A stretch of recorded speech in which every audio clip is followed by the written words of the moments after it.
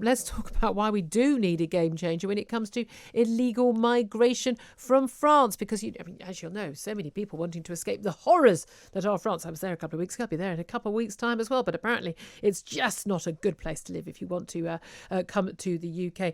We have seen the border forces identifying about 200 people every single day at the moment coming across boats and little dinghies on the channel. But there's now a big concern that we are seeing an even greater number coming through in the months ahead in August as the weather improves even more. Illegal crossings at crisis levels, according to a former Border Force Director General, Tony Smith. He says we need a treaty with the French to return them all. As it is, we now effectively operate a system of sort of a lifeguard collecting of people who get on these rickety boats. Well, let's talk about all of this with Michael Heaver. He's a former Brexit Party MEP and is still now with the Westminster Political Bloc, Westminster. Good morning to you, Michael. Good morning. Good morning. Now, I know you, along with Nigel Farage of the Brexit Party, have been, highlighting this matter. Nigel Farage has got an awful lot of grief on social media, but not much attention from the mainstream media about his videos about what's been happening, on the south coast. Indeed, when he did a video a while back, travelling to expose just how bad the problem was, the criticism was that he'd breached lockdown restrictions, despite, of course, him being working as a broadcaster and journalist. And also his recent video when he went into a hotel to discover the hotel was not open to the public. It was basically being paid for all of the rooms for illegal migrants and asylum seekers, all on the taxpayers' dollar. And again, criticised for that, as opposed to people going, well, hold on a minute, shouldn't we know about this? Why do you think there seems to be such a sort of an urge for us not to know quite how many people are crossing the channel every single day? Well, Julia, I mean, it's one of those issues, as you say quite rightly, that it's been left to Nigel Farage to go and point out the reality of what's going on. I mean, why people like the BBC with legions of journalists aren't doing that job, I have no idea. But interesting, just to give people an idea of the scale of this, in July alone, there were over 1,000 individuals who came over illegally. I mean, I've counted through Home Office figures 89 boats. I suspect it's actually more than that. On Friday alone, there were 96 individuals on 9 boats. I mean, in terms of where this has been reported, you'll notice, Julia, obviously you're talking about it, but very little coverage of it. I mean, I'm doing it on Westminster, Nigel Farage highlighting it. But as I say, in July alone, more than 1,000 migrants illegally through this route. This year so far, I reckon it's more than 3,500 and over 250 boats. And that's just so far this year. And I'm afraid it's one of those issues where the greater success you have in breaking the law and being able to do this and enter the country illegally and allowed to stay, of course, that acts as a pull factor. Yeah. The situation gets even worse. The human traffickers make even more money and even more lives are put in danger. So this is a problem, I'm afraid, that is escalating. It needs dealing with. And by the way, the latest set of figures that I've seen show that just 6% of illegal migrants who cross the channel illegally on small boats are deported. So you've got a 94% success rate if you do manage to come through this route. I mean, that needs to change. Yeah, indeed. I mean, who wouldn't fancy those odds, despite what Priti Patel, the Home Secretary, said about how they're attacking, they need to do more. They're clearly not. What I'm confused by, and I'm sure a lot of my listeners are, is these figures, 202 people, 196. How do they know how many people? Is this the number of people they catch? And if that's the number of people they catch, how many thousands are making it through not being spotted? And if it's so easy to spot these people, why are they not turning them back round again?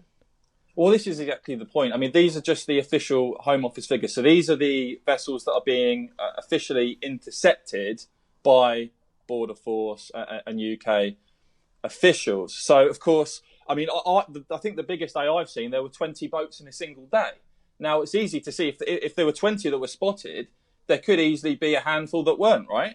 So the scale of this could be even worse than we thought. What I found interesting on the weekend, though, Julia, is that the government stance on this, their line slightly changed. They put out a new line, basically, and they said, we are currently bound by Dublin regulations, the asylum rules, and they said they're not fit for purpose. Yep. They said they're abused by migrant and activist lawyers to frustrate removals. And they also said, at the end of the year, we will no longer be bound by EU laws and can negotiate our own returns agreement. So the government are clearly feeling the pressure on this because their rhetoric and what they're saying is changing and is hardening. And of course, Home Secretary Priti Patel, in a lot of cases here, is saying the right things, Julia. Yep. The problem is, this cannot be allowed to go on and escalate and get worse. No, and we're told for that a further 6 months. there's this massive cost of the border force, but surely the cost of housing all of these thousands of illegal migrants. And sorry, let's not call them asylum seekers. I'm sorry, you're not an asylum seeker if you've come from France. You're just not. It's ridiculous. It's a ridiculous notion.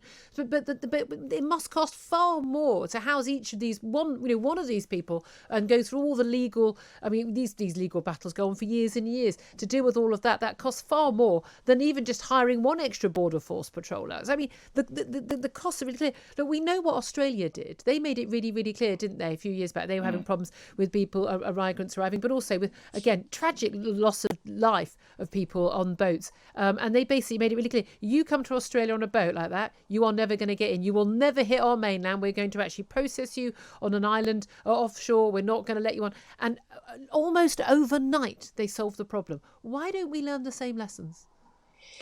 Well, absolutely right. I mean, the only way that this is going to change is if those who come to Britain illegally know they will not be allowed to stay. And of course, as I say, the larger the numbers that come and the more that are allowed to stay after coming to Britain illegally, the more dangerous the situation becomes, and you risk it escalating even further. I thought it was really interesting, though, because last week the Calais MP, Pierre-Henri Dumont, he said this, and of course it went largely unreported, but this is what he said. He said, the huge number of crossings is the result of the British law and way of life, making it easier for migrants to live clandestinely in the UK, to work and find a place to live than in France. Yeah. Actually, he said, the migrants in Calais would rather live clandestinely in the UK than claiming asylum in France. That is the reality. Until that changes, yep, I'm afraid this problem is going to get worse. And as I say, it's a damn dangerous situation. And again, anyone pointing this out becomes someone who's xenophobic, bigoted.